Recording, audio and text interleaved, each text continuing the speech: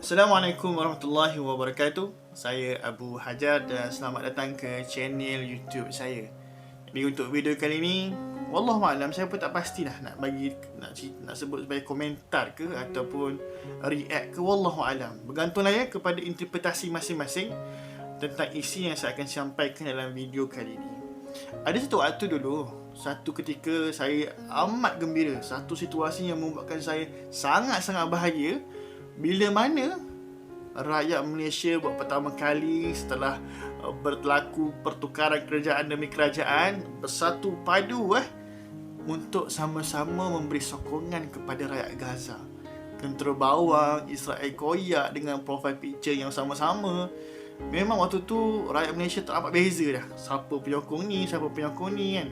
Aktif vaksin ke tak aktif vaksin, semua sama.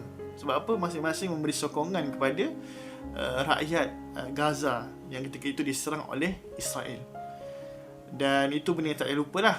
Namun 2-3 kebelakangan ini rakyat Malaysia berpecah, bergaduh sesama sendiri dalam satu isu yang pernah kita bersatu sebelum ni, iaitu isu Gaza. Ia berlaku bila mana, mungkin semua orang dah tahu tengok tajuk video pun dah tahu iaitu bila mana berlakunya pertemuan di antara tokoh yang bernama Ustaz Abid Liu dan juga Caprice. Cerita tu sama, tak tahu detail, hanya sekadar sangkaan-sangkaan ataupun orang panggil teori-teori konspirasi saja yang telah dibuat oleh dua-dua pihak. Dua-dua pihak tu bukan orang tu, tapi penyokong kepada dua-dua pihak ni. Orang yang sokong Caprice kata macam ni kat Ustaz Abid Liu, orang yang sokong Ustaz Abid Liu kata macam ni kat Caprice. Walhal benda sama, tak tahu apa yang berlaku sebenarnya. Dan benda ni yang menyebabkan saya malas nak report, malas nak bagi komen, malas nak tulis status. Sebab benda tak jelas, tak tahu apa yang berlaku. Namun alhamdulillah lah, Caprice telah membuat statement mohon maaf atas emosi dan perasaannya yang telah berlaku kepada dia. Dan saya rasa sangat lega lah bila ada satu pihak dah mohon maaf, kira patutnya dah settle lah isu ni, dan rakyat Malaysia bolehlah kembali untuk bersatu dalam isu bahawa kita tetap kena teruskan menghidupkan kesedaran dan juga bantuan kita kepada rakyat Palestin. Bagi saya lah peribadi kalau melibatkan Gaza, melibatkan Palestin dari sudut berita ke, dari sudut bantuan ke, saya memang akan percaya betul dengan seorang brother, iaitu brother Nadil An-Nuri, the one and only Malaysian yang duduk kat sana, kahwin dengan orang sana, dan memang hidup dan tahulah semua benda kat sana Dan memang saya selalu follow dia punya live, dia punya perkongsian. Tengok macam mana dia ketika dia live, ada bunyi roket, bunyi bom dan sebagainya. Saya sangat-sangat kagum lah dengan beliau. Dan kalau bantuan pun, saya akan direct lah kepada NGO beliau. Namun apa yang berlaku adalah bila mana beliau pula yang telah mengeluarkan statement di channel Telegram beliau. Panjang cerita dia lah berkenaan dengan bagaimana keadaan beliau dan juga layanan tim Ustaz Abid Liu kepada beliau di sana, dan beberapa persoalan dari sudut kenapa bantuan dibeli daripada Mesir bukan dibeli kat Gaza dan sebagainya, bla bla bla bla. Itu boleh baca sendirilah.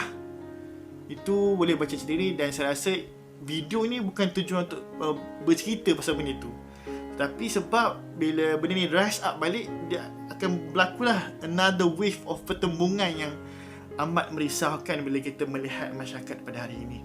Jadi tujuan video ni sebenarnya untuk menasihati kita semua netizen-netizen yang mungkin ada orang yang akan berpihak kepada Ustaz Abid Liu, ada orang yang akan berpihak kepada Caprice, maupun ada orang yang akan berpihak kepada brother Nadil An-Nuri. Benda pertama sekali adalah kita serahkanlah isu ini kepada mereka. Mereka yang sedang mengalami, mereka yang tahu isu sebenar, dan isu ni melibatkan diri mereka semata-mata.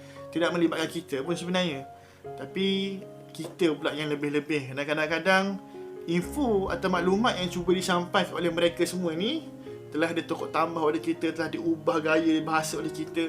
Maka ada baiknya untuk kita tidaklah terlibat sama dengan perbincangan ini ataupun pertembungan ini. Nak sokong tak masalah, tapi tak perlulah kita nak beri komentar, nak marah ke apa dan sebagainya, tak perlu. Tapi mungkin ada orang yang tak mampu nak tahan tangan dia, tak mampu nak tahan bila mana tokoh yang dia sayang, tokoh yang dia suka dikata macam-macam. Maka benda yang saya nasihat, kita bila mana menyayangi atau suka kepada seseorang, janganlah terlebih-lebih. Bila mana kita bencikan seseorang, janganlah kita benci terlebih-lebih. Kita kena lihat isu, apa-apa isu sekalipun, berpandukan kepada hujah, bukan berpandukan kepada sosok tubuh. Bila mana kita kata kita berpandukan hujah, jangan sesekali kita nak menghina sosok tubuh seseorang. Contoh yang saya tengok dalam komen-komen netizen, orang-orang yang sokong Ustaz Abiyu kata kat Caprice, kau siapa nak bagi tahu kan, kau ni apa tahu rap je, kau ni ada masalah depresi, kau ni apa tak pelajar agama, kau ni pakai topi kan, kau ni bukan orang ustaz, kau tak layak nak bercakap kan. Ada orang cakap macam tu. Ada orang yang daripada Caprice pula cakap kat Ustaz Abiyu ni penunggang agama kan, cari kepentingan sendiri, nak dapat famous sebagainya. Sedangkan isu yang berlaku bukan isu siapa, tapi isu dia adalah apa yang berlaku. Maka tak perlulah kita mensasarkan peribadi, sosok tubuh seseorang kalau kita betul-betul nak terlibat. Cuma saya berpegang kepada prinsip yang pertama tadi. Kalau tak ada kena-mengena kita, tak payahlah kita nak terlibat bergaduh sama. Kita tengok je lah, kita tahu je lah apa yang berlaku, dan kita buatlah penilaian sendiri, dan cukuplah untuk kita sendiri. Biarlah mereka yang menentukan, mereka yang settlekan masalah-masalah tersebut. Jadi yang kedua, kalau tak tahan sangat, janganlah kita hina peribadi, janganlah kita mengikut emosi, dan yang paling penting adalah lihatlah hujah, jangan kita taksub dengan tokoh-tokoh yang kita sayangi. Dan saya rasa itu sajalah nasihat yang saya boleh sampaikan. Mungkin saya ni tak ada siapa-siapa pun, bukan orang yang berpengaruh macam mereka, tapi inilah nasihat yang saya boleh sampaikan.